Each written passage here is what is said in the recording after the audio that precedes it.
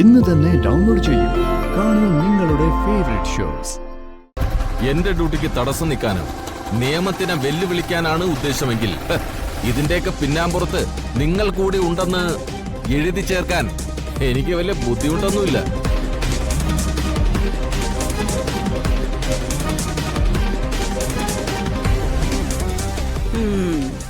തുടരന്വേഷണത്തിന് കോടതി ഉത്തരവിട്ടിരിക്കുക. അത് നിങ്ങളാരും മറക്കണ്ട. കോടതി ഉത്തരവിന്റെ ബലത്തിൽ സാറും സാറിന്റെ കൂടെയുള്ളവരും എന്ത് വേണമെങ്കിലും ചെയ്യുമെന്ന് എനിക്കറിയാം. പക്ഷേ കൊണ്ടുപോകുന്നത് എന്റെ മോളെയാ. അതിന് ഞാൻ കണക്ക് ചോദിച്ചിരിക്കും സാർ.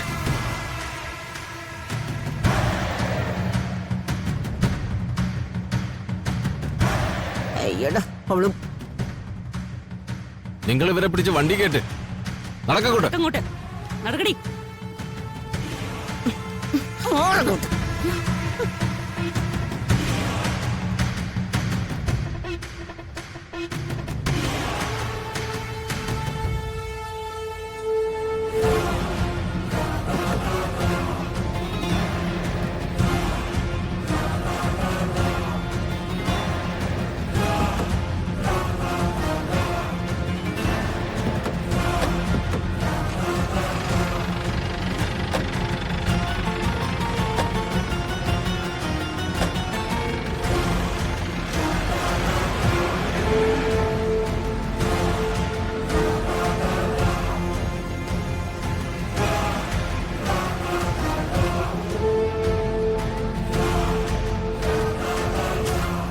നിങ്ങൾ എന്ത് ഭ്രാന്തായി കാണിക്കുന്നത്? ജയിലിലേക്ക് കൊണ്ടുപോകുന്നവർക്ക് ഒരു മിനിമം പരിഗണനയെങ്കിലും കിട്ടണമെങ്കിൽ അല്പം ശാന്തമായി പെരുമാറാൻ പഠിക്കണം. ആ ശാന്തതയാണ് ചന്ദ്രശേഖരന്റെ വക്കീല് കാണിച്ചതല്ലേ?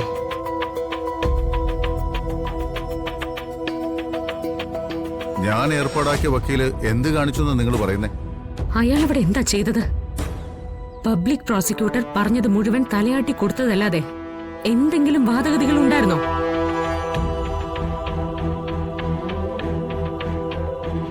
വരുണിനെയോ രാധികയോ രക്ഷിക്കാൻ വേണ്ടി നിങ്ങൾ ഒന്നും ചെയ്തിട്ടില്ല. പകരം ശിക്ഷിക്കാൻ കൂട്ടുനിൽക്കായിരുന്നു. എനിക്കത് നിങ്ങളെ ബോധ്യപ്പെടുത്തേണ്ട കാര്യമൊന്നുമില്ല. ബോധ്യപ്പെടുത്തേണ്ട കാര്യമുണ്ട്. ഒരു കാര്യം താൻ ഉറപ്പിച്ചോ, ഏർപ്പാടാക്കിയ ഈ അഡ്വക്കേറ്റുമായിട്ട് ഈ കേസ് മുന്നോട്ട് പോകാൻ ഞാൻ അനുവദിക്കില്ല.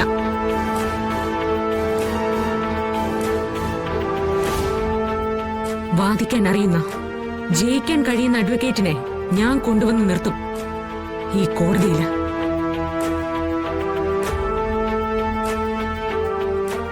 അന്ന് ചിലപ്പോ പലതിനും ചന്ദ്രശേഖരന് ഉത്തരം പറയേണ്ടി വരും. ഒരുപക്ഷെ കാണികളുടെ കൂട്ടത്തിൽ നിന്നായിരിക്കില്ല ചന്ദ്രശേഖരനെ വിചാരണ ചെയ്യുന്നത്.